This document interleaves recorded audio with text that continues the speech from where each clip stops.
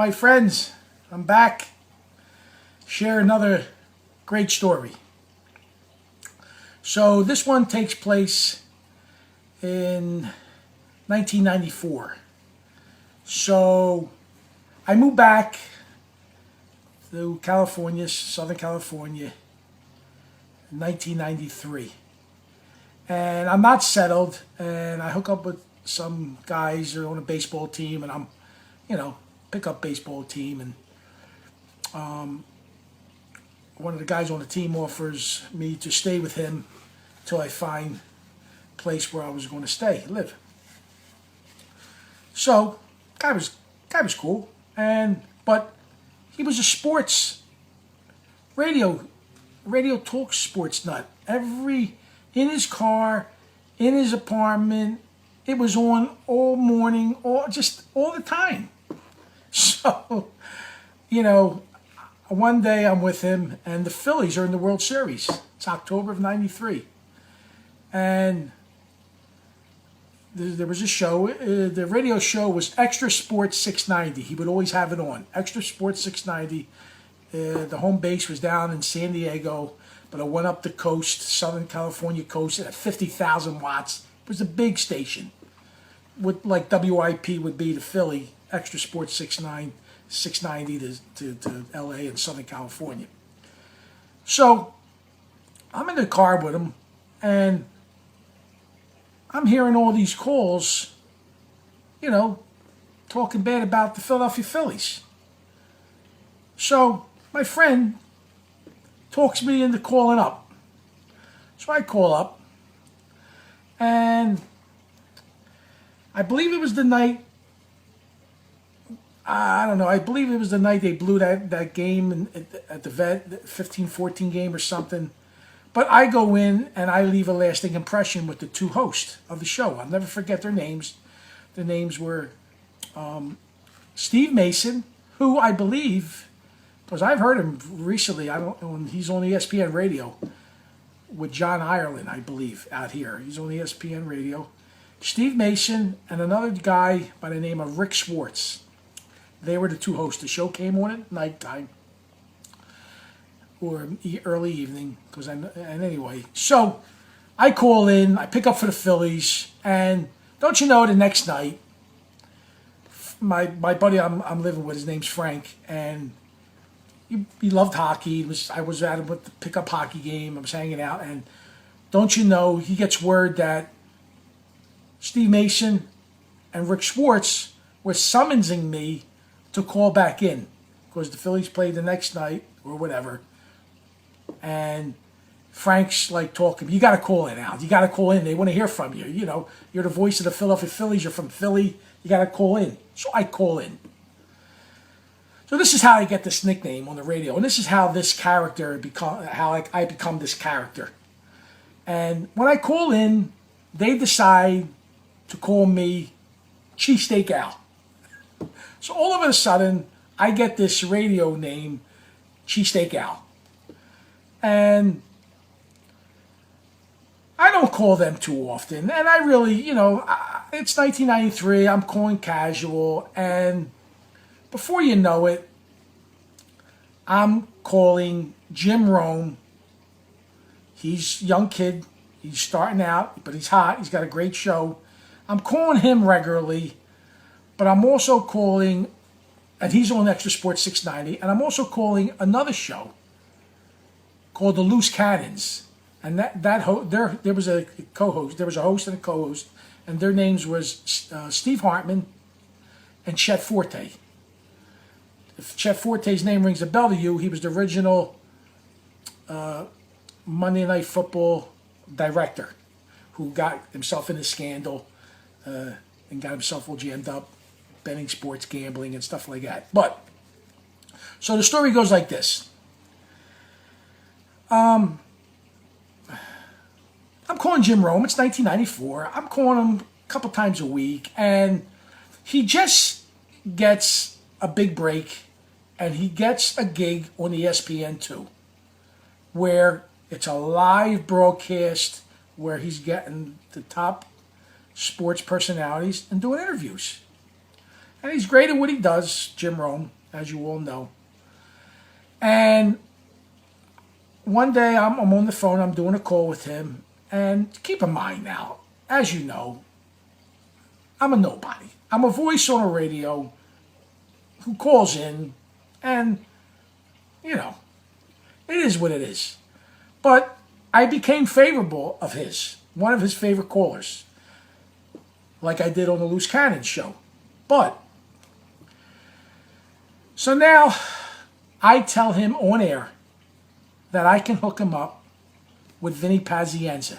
Now, Vinny's on a comeback from his broken neck to fight Roberto Duran. And I know I'm friendly with Vinny at the time because I became friendly with Vinny in 1989. Okay? And I know Vinny's coming to LA. I know he's stopping in LA before he goes to Vegas. And he's got to do press conference, all that stuff. So I say to Jim Rome on the air, I can hook you up with Vinny Paz if you want. Now, he's like, okay, I'm a caller. He's thinking maybe I'm bullshitting. So he calls my bluff, and I check raise him back, and off air, talk to the producer, and I hook it up. I call Vinny. I tell Vinny, you want to be on with Jim Rome? Jim Rome was credible, you know, and he had to talk to ESPN, it was great.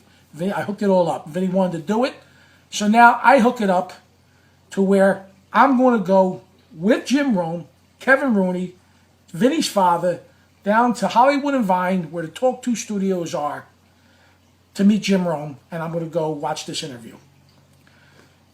The Jim Rome show was early in the morning, like 9 to 12, I believe it was, and it was a live broadcast. It wasn't until 4 o'clock in the afternoon that it came on 7 p.m. Eastern Time, live. So I'm there. I walk in the studio with Vinny, Kevin Rooney, his father. I'm behind. We come in. Vinny's saying, meets Jim, Kevin, blah. All of a sudden, he says, where's cheesesteak? I said, I'm right here, Jim. He comes over. Oh, he sees me, sticks out his hand. And right from there, I got a bad impression. He gives me the weakest handshake and the weakest thank you, nothing. And disregarded me. Here I am, a nobody. I'm hooking him up with a world-class professional boxer fighting Roberto Duran on a comeback from a broken neck. Doctors, said Vinny was never going to fight again. And I'm hooking this guy up. He's making a beautiful, lovely salary. God bless him. And I'm a jerk off on the phone calling up because I'm voicing my opinions on sports. And I'm hooking up, and this is what I get. So I didn't like it. So Vinny does the interview. Went well. The next morning, Vinny's also going to do a radio interview. Okay? I call up, get on, before Vinny gets on the interview. I'm the first caller of the show. I start my call by giving kind of thanks to everybody down at the studio. They treated us nice, the interns and everything. All of a sudden, Jim Rome with his shtick and everything fucking hung up on me. Live, as I'm talking, hung up on me and like, this, just like he wasn't into that kind. I was a bombastic kind of a caller. I pushed the envelope. I was a strong caller with opinions, and he just didn't want to hear, I guess, maybe kissing his ass a little bit, everybody. He hung up on me. At the time, I did not have an 800 number. It was a pain in the ass to get through. Okay? Well, from me meeting him, yes, the day before, with him disregarding me and not even being appreciative, I felt, and now hanging up to me, I lost my temper. I lost my cool. So now, my mindset is, I'm going to go down there and confront him. I know where the studio is. I'm going back down there. I listened to the radio interview with Vinny, and Vinny invites him to the fight, what have you, and I have a game plan. My game plan is, I'm going to make pretend that Vinny told me to bring tickets to Jim Rome for the fight. I have in my possession a nice packet from the MGM, a nice velour packet. I'm going to bring down there to make out like I got something, the tickets in it. So I get down there for 4 o'clock down at Hollywood and Vine. I knock on the door in the studio and the interns come. Now the interns met me the day before, right? And they're like, hey, Al, what's up? No, is Jim here? Yeah, I'm see him. I got tickets for, oh, you want us to give them to him? I said, no. I said, let me come in. Can I come in? I'll wait in the green room. And I bullshit it my way inside so that I can wait for Jim Rome to confront him. I'm livid. I'm putting on an act. I tell him I got tickets. So now I sit in the green room. I never forget this. It was actually the night he did an interview with Tommy Morrison when Tommy Morrison broke his silence about his HIV positive. I hear Jim and Tommy Morrison coming down the hallway. He's saying goodbye to Tommy and thanking him. And I come out of the green room and I see Jim, and he sees me. And I say, hey, Jim. And now I'm with a smile. He sees me. And I'm walking down the hallway. I'm maybe about 30 feet away, and I'm walking to him. Yeah, what's up? I say, hey, Jim. I'm getting closer and closer to him. I say, I got tickets for you from Vinny. And I'm getting closer and closer. I just want to get to him. I get to him. And he's a pretty tall guy. I don't know if he appears it on TV. All of a sudden, I go from a smile on my face to like, I lose it. I get right up to him. I said, Jim, don't ever fucking hang up on me again. Okay? Don't ever fucking do that. I call you, I fucking get on that phone, I fight busy signals to get through to you, and I support your show, and I hook you up with it. Don't ever fucking hang up on me like it. He's got this smirk on his face. I tell him, Jim, take that fucking smirk off your face, Jim. And he just was looking, it wasn't even saying nothing. I lose it. I grab him. By the fucking, like I said, Jim, take that fucking smirk off your face. The moment I touched him, this guy was the camera guy. He was a 6 foot. He was chiseled. He grabs me, and he throws me. It was an adjacent room. The door was open, thank God, and I fall into a couch. And he turns around. He looks at me. Guy's 6 foot, easy, built, like chiseled. He says to me, don't ever fucking come in here and put hands on anybody, he says. Oh, boy. So now, I don't, listen, I go in there, I don't have a beef with this guy. I got a beef with Jim Rome. But now, I say to him, fuck, you got a problem too? Now I'm calling his bluff. And he's going to call mine right back. Yeah, you got a problem? Yeah, I got a fucking problem, I say to him. I said, you want to do something about it? He says, yeah. Oh, my God. I said, well, let's go the fuck outside. Tough guy. I say to him, tough guy, come on. Oh, my God. He goes, come on. I need to get my ass kicked. I didn't really, but if I had to, it was going to be it. But walking down the hallway, we're going outside. I'm like, oh, my God.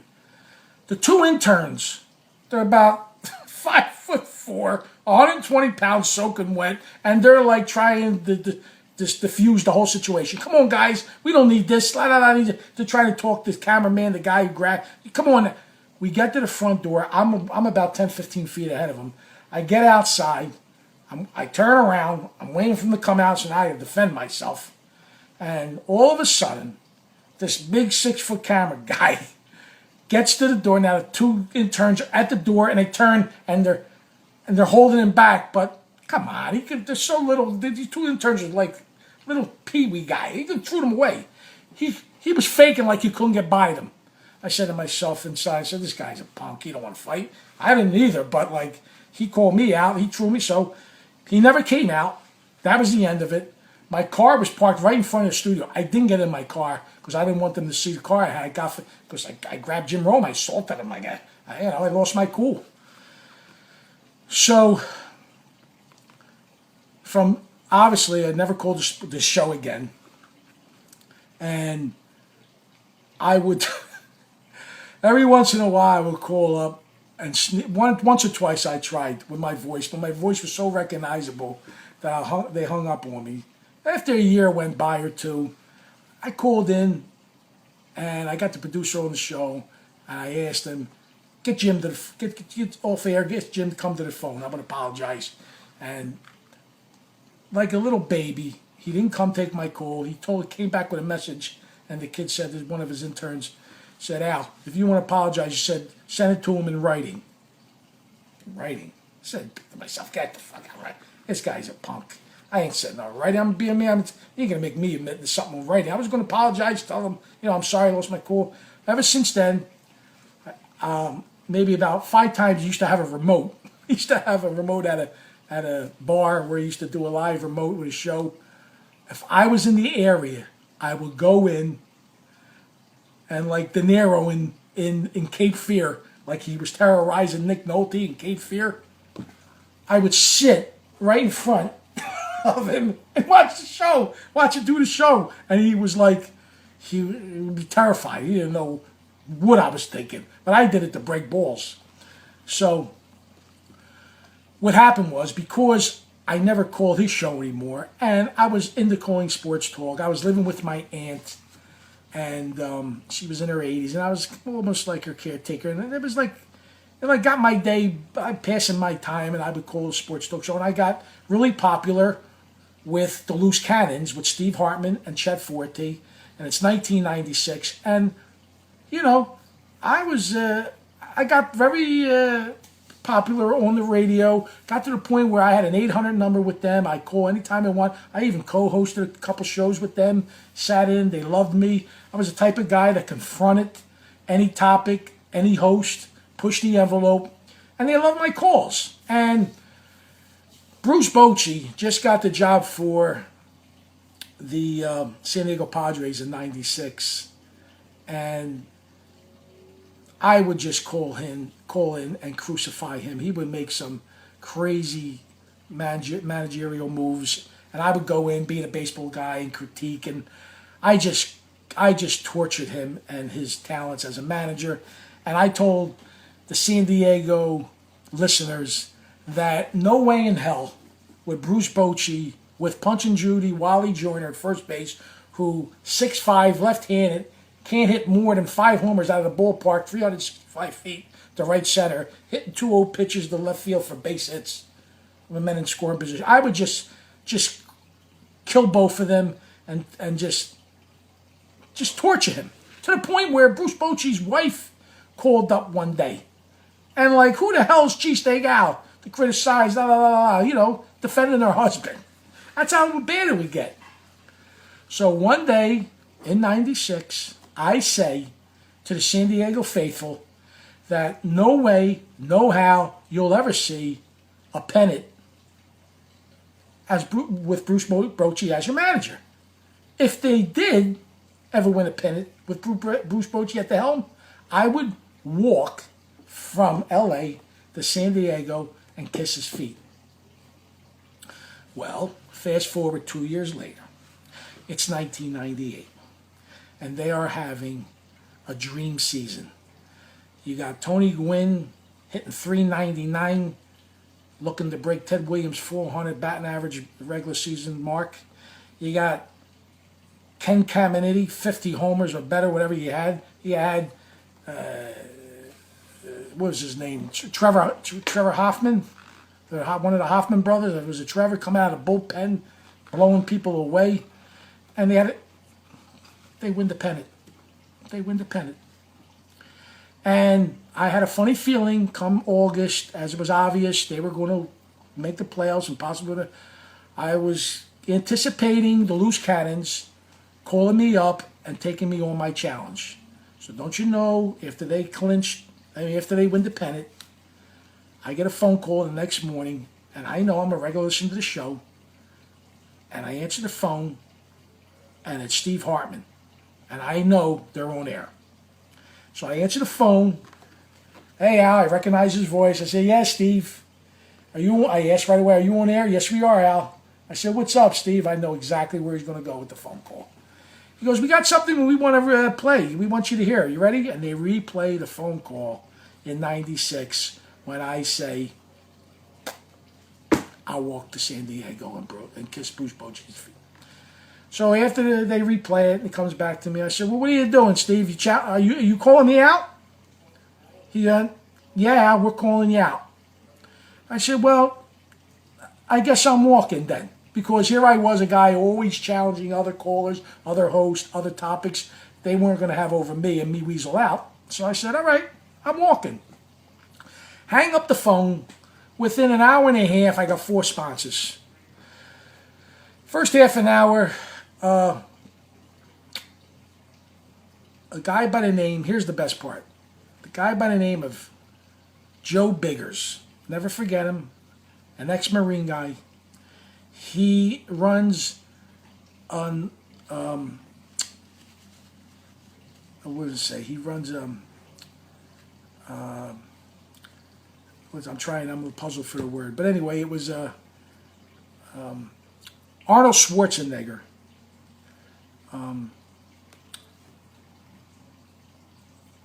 Put this thing together. It was called Inner City Kids.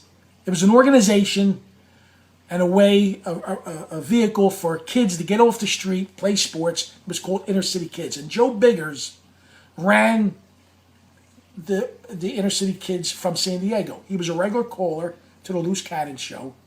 And he calls in and he says, I understand Cheesesteak Al's got to walk from L.A. to San Diego. We like to escort him up Pacific Coast Highway and be his escort. Boom, number one. Number two, another regular caller was a regional manager of the West Coast regional manager of Reebok. Regular caller. He says, yeah, we hear Al's got to walk. Well, we want to hook him up with some Reebok outfits, some nice walking sneakers. They did. My God, the sneakers they gave me were like slippers. Number three, Travelodge calls in. They hear about it. They want to hook me up with a room after I get done my walk every day. They'll hook me up in a Travelodge. And number four, there was AirTouch Cellular was a sponsor of the radio station, and they call in, and we understand you have a guy walking. We want to hook him up with a phone so he can stay in touch with the radio station during his walk. 4 sponsors in an hour and a half. I'm walking. I got a time to walk starting on a Saturday to get to Qualcomm Stadium for Game 3 of the World Series. The Yankees, the San Diego Padres playing the Yankees. I got to time it to where I get in to the parking lot where they're doing a radio show outside in the morning. Their show was like, I don't know, noon to whatever. And I walk 110 miles. And a couple beautiful things happened on this walk. The first day I go 6 in the morning to 6 at night. I do 45 miles. I'm doing a 4 mile an hour pace. Okay? I start on a Saturday. On a Sunday, I get a phone call by Arnold Schwarzenegger. Arnold Schwarzenegger. I answer the call. Hey, Al. Yeah, this is Arnold Schwarzenegger. You're doing a good thing. Because we actually raised a little bit of money, too, with this. And he's, like, thanking me. And I'm saying, oh, thank you, Arnold. Oh, Arnold. And he's like, you got to come to, at the time, I don't know if he still is, but at the time, he was hooked up with Stallone, Bruce Willis, and a few other stars were playing at Hollywoods. Come stop in playing at Hollywood someday to introduce yourself to me, Al. I said, okay, Arnie.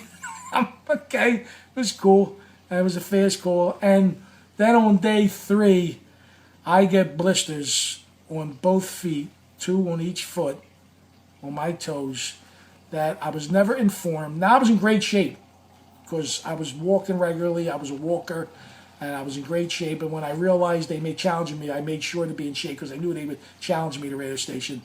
And on the 3rd day, I started getting blisters. I wasn't in tune or wasn't informed that I should have been changing my socks every hour or hour and a half because of the moisture. And man, oh man, did I suffer the 3rd and 4th day.